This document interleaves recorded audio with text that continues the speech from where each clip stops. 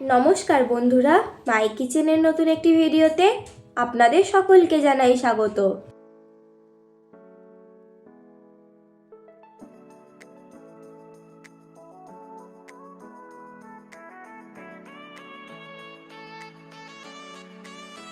গ্রাম বাংলার অতি জনপ্রিয় প্রাচীন একটি রান্না হলো লাউ ঘন্ট। মটরশুঁটি, বড়ি ও পোস্ত দিয়ে এই লাউ ঘন্ট দুর্দান্ত স্বাদের হয়। দুপুরে বা রাতে যখনই খান না কেন খেতে অসাধারণ লাগে। তাহলে চলুন দেখে নেওয়া যাক আজকের এই নিরামিষ লাউ ঘন্টের রেসিপিটি।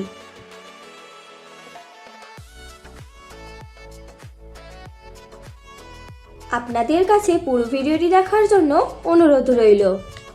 প্রথমে আমি একটা কচি লাউ নিয়েছি।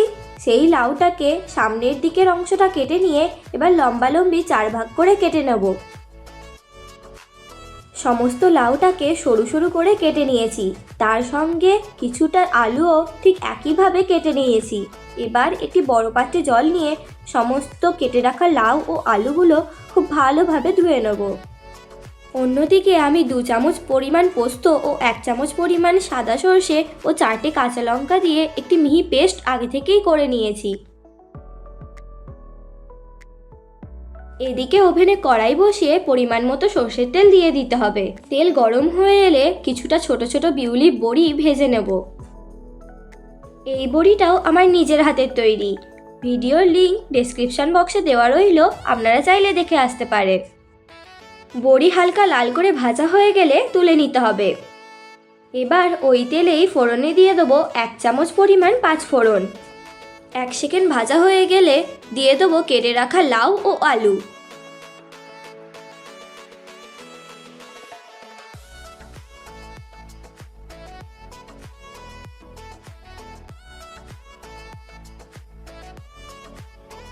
এই রান্নাতেও কোনো রকম জল ব্যবহার করতে লাগবে না। লাউ থেকে প্রচুর জল বের হয়, সেই জলেই লাউ খুব ভালোভাবে সিদ্ধ হয়ে যাবে। কিছুক্ষণ নাড়াচাড়া করার পর দিয়ে দিতে হবে 1 চামচ পরিমাণ লবণ ও 1 চামচ পরিমাণ হলুদ। এর সাথে 1 বাটি পরিমাণ ছাড়ানো মটরশুঁটিও দিয়ে দেবো। এরপর ভালোভাবে নাড়তে থাকবো। চাপা দিয়ে কিছুক্ষণ হতে দেওয়ার পর দেখুন কতটা জল বেরিয়ে এসেছে। এই জলেই লাউ পুরো খুব ভালোভাবে সেদ্ধ হয়ে গেছে। এরপরই দিয়ে দেবো পেস্ট করে রাখা মশলাটা।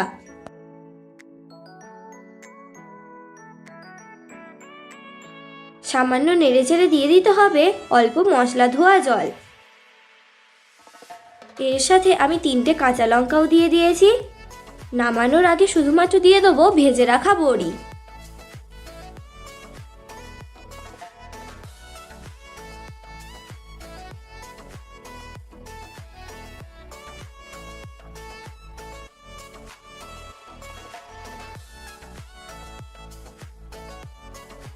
আবারও একটু নেড়েচেড়ে দিয়ে দিতে হবে 1 চামচ পরিমাণ চিনি। ব্যাস তৈরি আমাদের নিরামিষ লাউ ঘন্ট।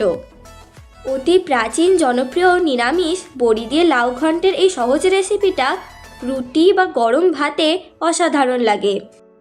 তাহলে আজকের এই রেসিপিটা আপনাদের কেমন লাগলো তা অবশ্যই লাইক কমেন্ট করে জানাবেন। যদি ভালো লেগে থাকে তাহলে অবশ্যই আমার চ্যানেলটি সাবস্ক্রাইব করে আমার পাশে থাকবেন। ধন্যবাদ, ভালো থাকবেন।